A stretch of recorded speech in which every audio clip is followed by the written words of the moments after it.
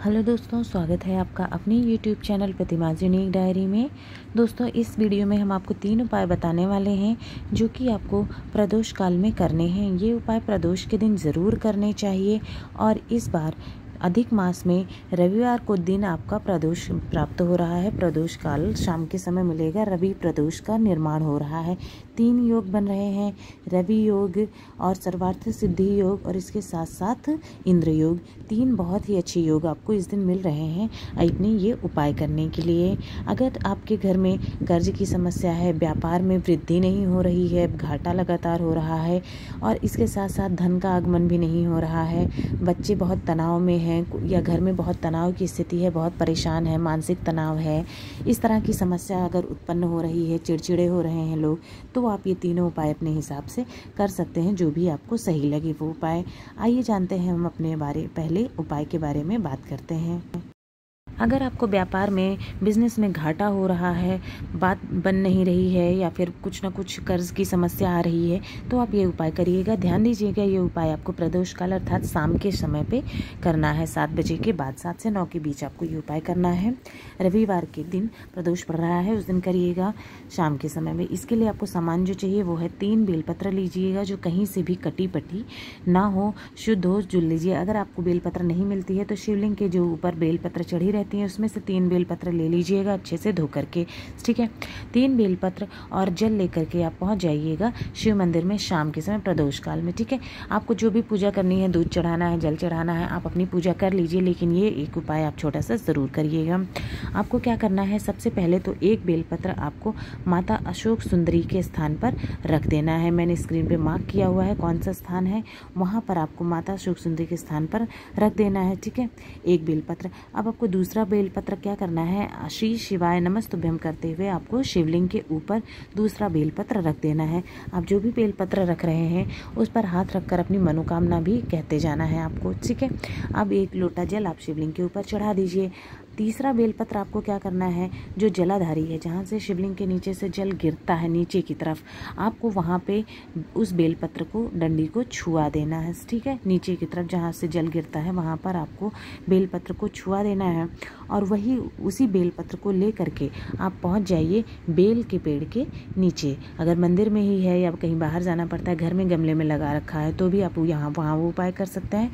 Bell के पेड़ के नीचे पहुँच जाइए और वहाँ पर जो भी आपको कंकड़ वंकड़ कुछ तो मिलेंगे ही बेल के पेड़ के नीचे, आप उनको भगवान भोलेनाथ मानकर उसकी पूजा करनी है, वहाँ जल चढ़ाना है और वो बेलपत्र जो आप यहाँ से शिवलिंग से छुआ कर लेकर गए हैं, वही बेलपत्र आपको वहाँ पर चढ़ा देना है उस पत्थर पे, भगवान शिव को मान करते, और अपनी मनोकामना जो भी है वो 3 बार तीनों बेलपत्र चढ़ाते हुए आपको कहनी है। कुछ दिनों में आप नोटिस करेंगे कि आपको जो व्यापार में घाटा हो रहा था वो धीरे धीरे घाटा कम हो गया, व्यापार बढ़ने लगा है, ठीक है दोस्तों। अब आते हैं अपने दूसरे उपाय पर।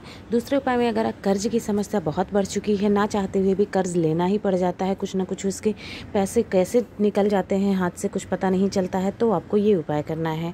इसके लिए आपको क्या सामान चाहिए, सबसे पहले तो आप 1 बेलपत्र ले लीजिएगा और उसके साथ साथ शमी का पत्ता ले लीजिएगा, एक मूंग के दाना ले लेना है या 2 दाने ले लीजिएगा, 1 छोटा सा गुड़ का आपको टुकड़ा लेना है और 1 लोटा जल, उसमें ये सारी चीज़ें डाल लीजिएगा। अगर तांबे का लोटा है तो गुड़ अपने हाथ में ही रखिएगा, उसमें लोटे में मत डालिएगा, ठीक है।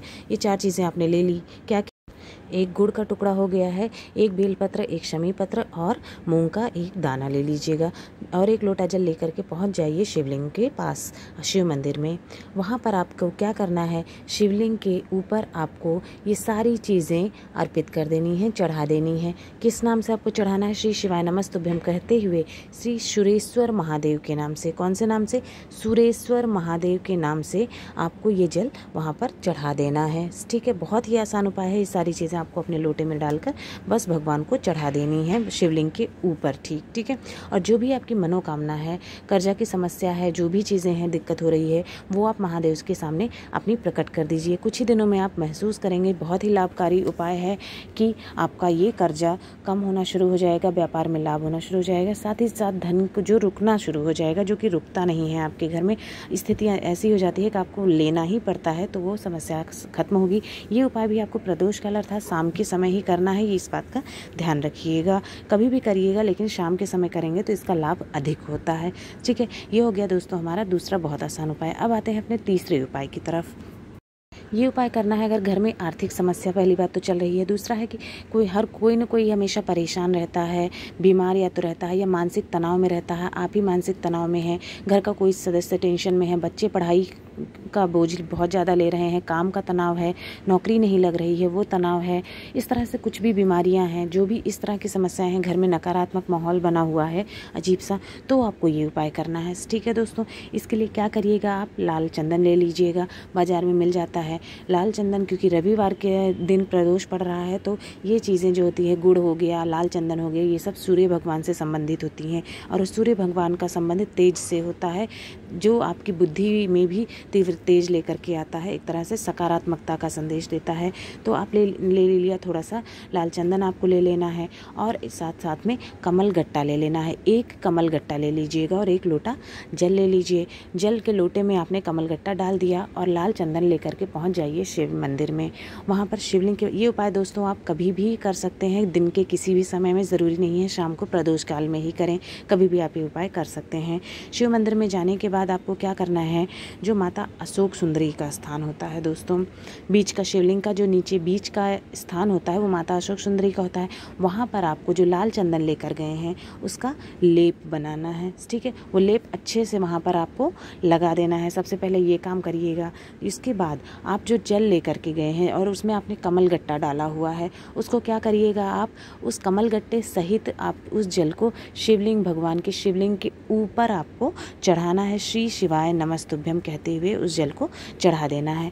अब ध्यान दीजिएगा, जब आप जल चढ़ाएंगे तो इधर से लाल जल जो आपका नीचे गिरेगा शिवलिंग के दूसरी तरफ से, क्योंकि वहाँ पर लाल चंदन आपने लगाया है तो लाल जल नीचे करेगा।